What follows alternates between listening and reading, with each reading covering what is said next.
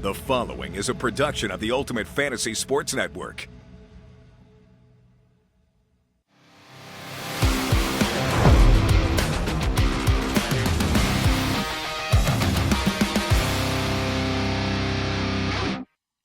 Hello there, and welcome to episode number 13 of Inside UFLB. My name is Dean Millard. I am the head of baseball for UFF Sports, proud to be in that position, and the co-commissioner of the Ultimate Fantasy League Baseball, along with Matt Soren. This show is presented by Ultimate Franchise Fantasy Sports. It is the most realistic fantasy sport platform you will ever find, the first of its kind on the blockchain, and so very fun to be a part of. And we are proudly broadcast on Ultimate Fantasy Sports Network, your one-stop fantasy sports shop. You can also listen to our shows now in podcast format wherever you find your favorite podcast. So we have a fun show lined up for you today. Unfortunately, we do not have a guest. We just couldn't connect with the recording time with the guest we were looking at this week. So you're stuck with me on the show today, but I will try to make it as entertaining as possible for you, give you some information if you are involved with UFFS, or if you're interested in getting involved in UFFS, we'll explain a little bit about how things will work. We're going to reveal some more franchises on this show that we have already done this week. Have a couple of more that we'll try to get out this weekend. Chat a little bit about what took place at the UFLB owner meetings. We'll have our top 5, something new, a question of the day, and some of you have been asking about merchandise, and we are working on that behind the scenes for sure. We will also hopefully be able to announce our jersey partner right away as well, and the details on how franchises will be able to get their logos and their names on some jerseys. Of course, other kind of merchandise, hats, t-shirts. We'll have all those details as we go in the next little while, so please be just a little bit patient with us. Everything is not going to be done right off the bat, but we will be working on things. Just like we've got the wallets all set up, we'll have a UFFS website tutorial to send out to you very shortly as well. But let's get to some of those franchise reveals because they're just so amazing. And we'll start with the Scorpions. And this is an ownership group of Sho Ali, Stefan Hoffman, and Keshav Sharma. Sho Ali will be the GM. An absolutely gorgeous logo right there. And their website or their Twitter handle is Scorpions UFLB. So make sure you give them a follow. I love the colors. Reminds me a little bit of the Heart Foundation from WWF. As for the logo and the name, they wanted to go with something unique and not already used in sports. Scorpions are one of the oldest living creatures, so to pair it with America's oldest game was the perfect fit. We love the striking design of the logo paired with the retro color scheme, and I have to agree. I love when there's a reason behind a name and a logo as well. So beautiful work, fellas, with Scorpions. Next up, we have the Arctic Eagles. Jope and Bros, the ownership group. Mark Pavlovsky and Buster Bamford are the general managers for this franchise. And Jope says, I own the UFBA franchise, Arctic Wolves, and the Arctic Eagles fits perfectly in the family. I think the whole logo is great, and I can't really pick out a favorite part other than it is so sharp. I would have to agree for sure. Jope, welcome to the family. Let's move on to the Devil Bears, which is slang for Tasmanian Devils. If you didn't know, Nick Utley, Miles Griffiths, Daniel Dooley, the ownership group. Daniel Dooley will be the GM, and Don Ewing is the assistant GM for the Devil Bears. You can give them a follow at UFLB_Devil Bears on Twitter. And let's support all of our franchises if we can, please. And Devil Bears is slang for the Tasmanian Devil. We wanted a creature that is small yet ferocious to represent what we feel we can represent in the UFLB as a franchise. Never underestimate the little guys. We love how angry and aggressive our little devil bear is in the main logo. As for the secondary logo, baseball traditionally likes to create logos that involve lettering, and we wanted to make sure we had something to represent that. Plus, It will look great on a ball cap.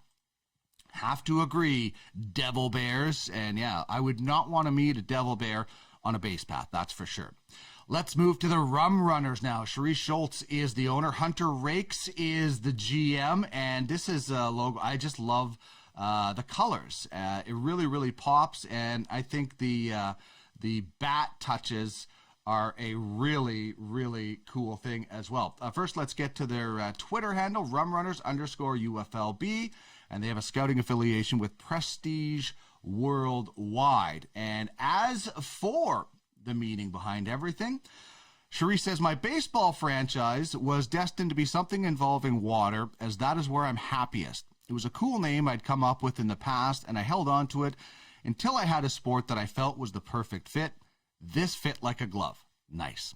We love the color palette chosen and the subtle baseball touches with the stitching and bat handles. Our logo designer has done other logos for me within UFFS, and again, hit this one out of the park. And I'm a sucker for puns, and I love that. I love that Cherise worked some of those in. So congratulations to the Rum Runners. And our final reveal today, very cool, from the Can West group. We present the Can West Warhawks. Curtis Johnson, the Can West Fantasy Sports Group owning this franchise, and that is one cool logo. Curtis Johnson is the president and general manager. Chad Johnson is the director of baseball operation, and Harrison Fallow is the director of player personnel. And you can find them on Twitter at UFLB_Warhawks. And of course, they have a scouting affiliation with Can West Scouting Agency. I'll just say, if Can West Scouting Agency does as well in baseball as they did in hockey, look out, everyone, because they did a fine job of bidding on and listing some amazing prospects. As for the name, we have had the name Warhawks saved for a while now, just waiting to use it with the right fantasy sport league. We chose Gladiators and Reapers over it for our UFAFL and UFBA franchises, but saw the Hawk theme with baseball fitting. I just can't pick one thing about the logo. So much detail, and I love it all. So there we go. There's a look at 5 new franchises, and I do have a few franchises that have sent in their information. So we will be trying to get some more of those out, hopefully today. Later today, if not Saturday, I'll be able to get some of the more of those franchise reveals out as well. Okay, at the time of this recording, 20 franchises have voted. So we need the other 10 to get those votes in before Saturday, before the end of day on Saturday, or you will face a $50 USD worth of score coin fine. And remember, it's expected votes. So you still need, if you want something to pass that was in the rule book, you still need 20 of 30 votes. Even if only 29 people vote, you still need those 20 votes. It's the expected vote. So this is where the owners, you need to, peer pressure isn't usually a good thing, but you need to be on the rest of the owners that have not voted. Get it in the chat groups. We'll be listing the owners that still have to vote very shortly, but this is where the owners can come in and get on your fellow owners to make sure they vote, because this is important. This is how we shape the league. This is how we do things democratically in this league. It's harder to change an existing rule for sure. And as we go forward, everything is probably basically going to be an existing rule. So the meetings I thought were terrific. I love the input. I love the back and forth. I love that you guys as owners and GMs came up with some other ideas, and we could take ours out and let you guys decide. I like the suggestions. I was a little surprised there wasn't more scoring suggestions. We had one suggestion for scoring, but it was just way too much of a change. It would overhaul everything. We did suggest to the franchise that they make smaller incremental changes, and it didn't pass. We just, as a competition committee and as admins, we looked at it and said it was just too much change. But that's it. I thought there might have been adjustments on scoring. Maybe somebody wanted to put in inning limits or something. But either everybody loved the scoring the way it is, or they hadn't looked at it enough. But this is the scoring. And listen, it will change over time. This is a league that is going to be around for a long time. And I'll just use hockey as an example. Football as well has just come to an end. But in hockey, there were changes after the first year. Some people didn't like this. And there's going to be things you'll love about this league. And there's going to be things that you're going to want to try to change. And you can do that in the off season, just like this past first off season. You can make a proposal. The competition committee put through everything except for one radical change. We don't want to hold a lot of things back. So by all means, if there's something about the scoring as we get into it, maybe about the option system or whatever it might be, you're allowed to put in those changes in the off season, and that's when you get to try to convince your fellow owners that you think this is the best change. And I thought a lot of the information that was provided was terrific. It allowed people to make informed decisions. There's some very, very close votes, so that's why we need everybody to vote. But this is a league. UFF's motto is everyone's a player. We, especially as we're trying to get the actual players involved, we want the superstars to the middle guys, to even the backups, to the minor leagues to be involved in this. So you're going to see in this league, most of your leagues you're getting involved in, and I got to stress, this is not like any other league you've been involved in. But a lot of the leagues you go in, you've got your starters, your closers. Maybe some leagues are starting to use holds, but not a lot. Our leagues just started doing that a couple of years ago. In this league, UFLB, you are going to have your position players, different value, obviously, for different ones.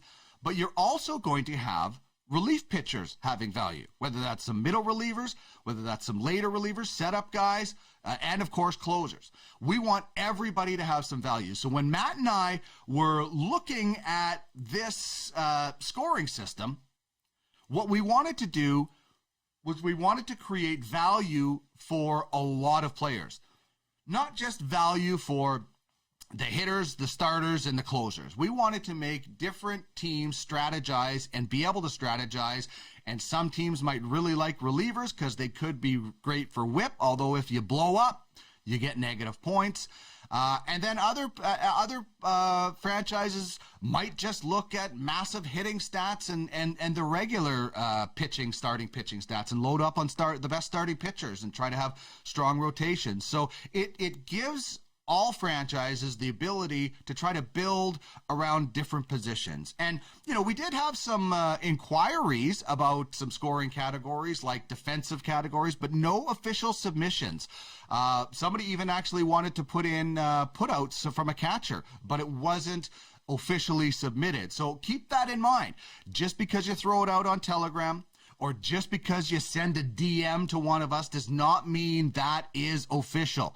You have to officially submit it with why you think it should go in so that we can make an informed decision and the fellow owners. But I thought the owner meetings were great for our first two. And as mentioned, there are going to be things you are not going to like about this. Keep it in mind, write it down, keep track of it for the next off-season meetings.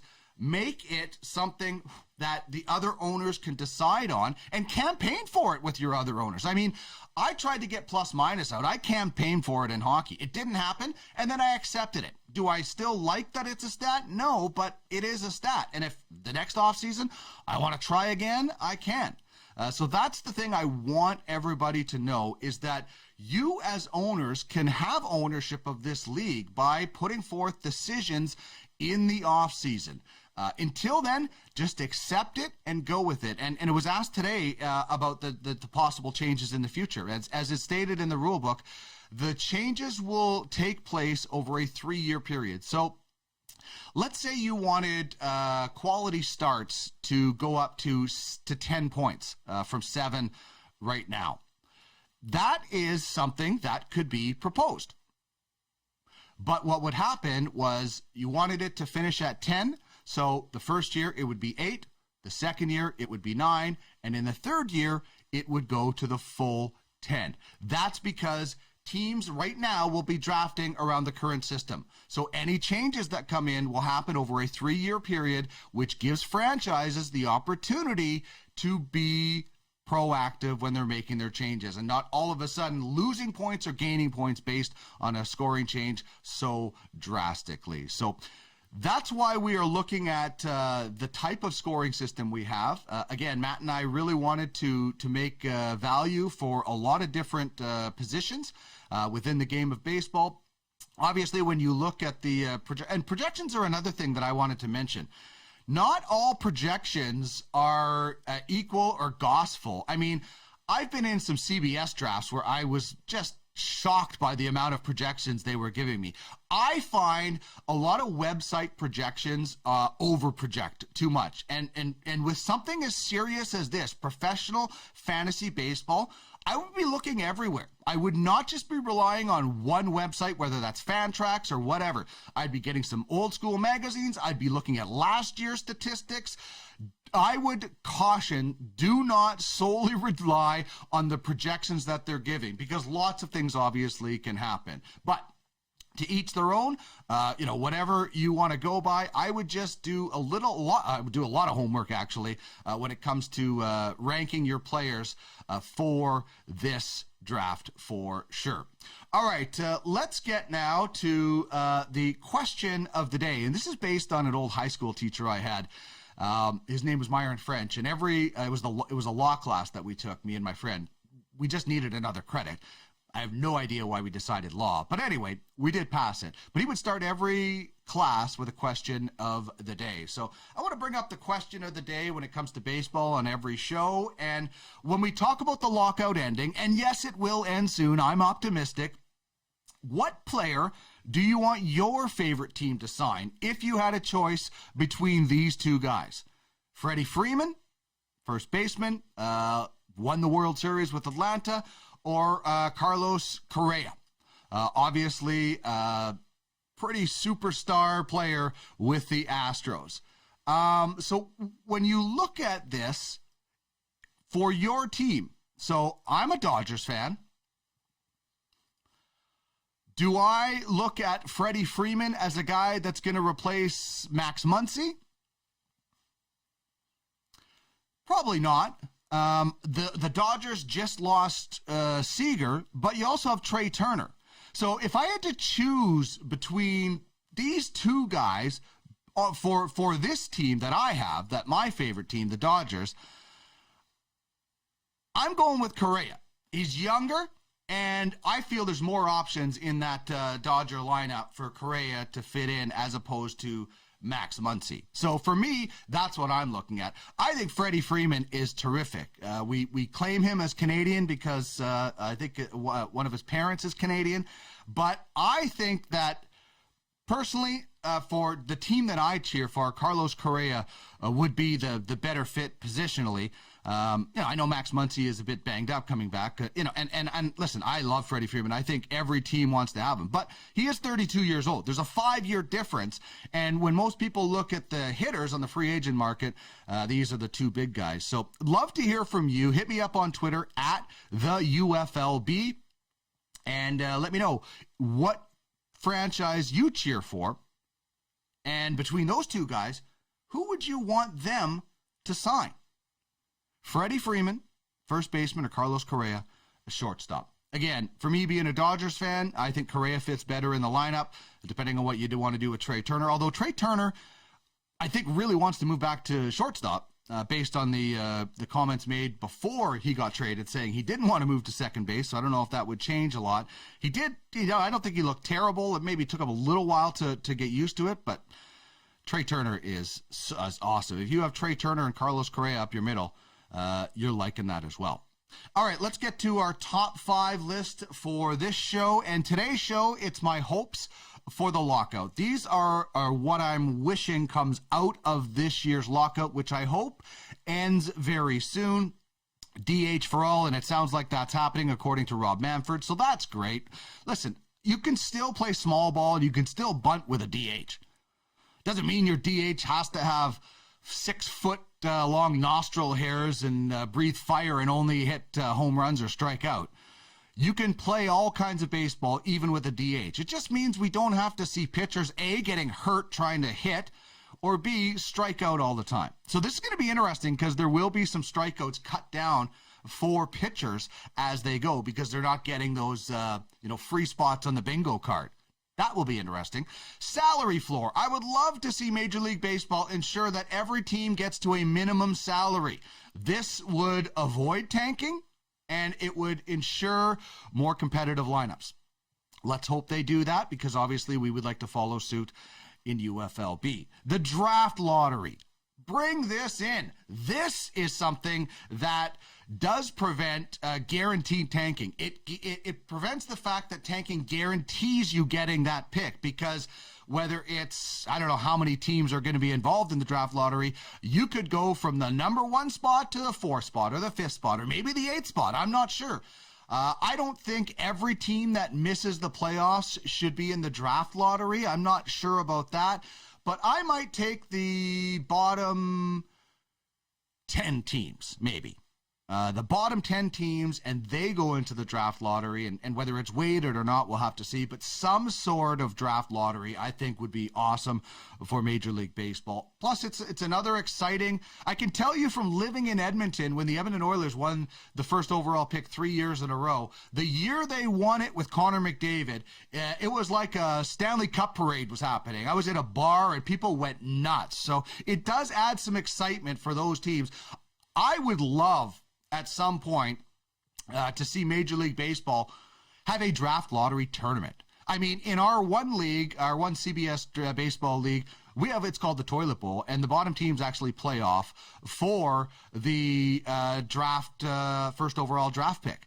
So I would love to see Major League Baseball bring in some kind of draft pick tournament, and you win the tournament, you get the first overall pick. You finish second in the tournament, you get the second overall pick. And maybe it's only with the bottom 4 teams or the bottom 6 teams, so it's quick. But I think that would be absolutely awesome. You could do it at the same time as the playoffs, and it's just on off game hours. I don't know. I think that would be kind of cool. Some sort of draft lottery. And that leads us to hopefully an expanded playoff. I would love to see Major League Baseball throw some more teams in there, whether it's 12 and you just have an expansion, a wild card series, or somewhat. I just think, and purists might not like it, but we're talking about fan bases that have suffered. This will give more fan bases, like the Blue Jays last year, where they came close. You get at least an exciting run-up. It will just include more teams in the races, and I love it. Like, people say, well, you're going to get rid of pennant races. No, you're going to get better races, because more teams are going to try to get into that wild card and get some playoff dates. So I'm for it. Not everybody is, and I get that. That's my opinion, but I am definitely for an expanded playoff. And this last one is just something that I usually joke about. I would love to see Major League Baseball ban the shift. I would love to see hitters get better, and maybe we'll see that as hitters are coming up, just like maybe we'll see more two-way players. But I would love to see hitters be able to beat the shift on their own. I'm not sure it's happening. Listen, if you want, as soon as the ball is hit, to be able to move across, that's fine. But I think there should be 2 infielders on one side of second base, 2 infielders on the other side of second base until the ball is hit. That's just my thought on the shift, but that's a longer conversation. And unfortunately, it's something I'm passionate about. I don't know if it'll ever happen, but I think it would be nice to like, the shift to me is baseball's version of the trap in hockey, and that sucked the life out of the NHL for a long time. So hopefully, either hitters get a lot better, or Major League Baseball looks at it and says, yeah, we might be able to get rid of that shift. I'm not sure. So anyway, back to our question of the day, Freddie Freeman or Carlos Correa. Here is how you can chime in on that. Send a tweet to @the_UFLB and tell us if it's your favorite team, and maybe you don't want either of them. Tell us who you would take between those two guys. You can also reach Brian Hernandez at UFLB_scouting.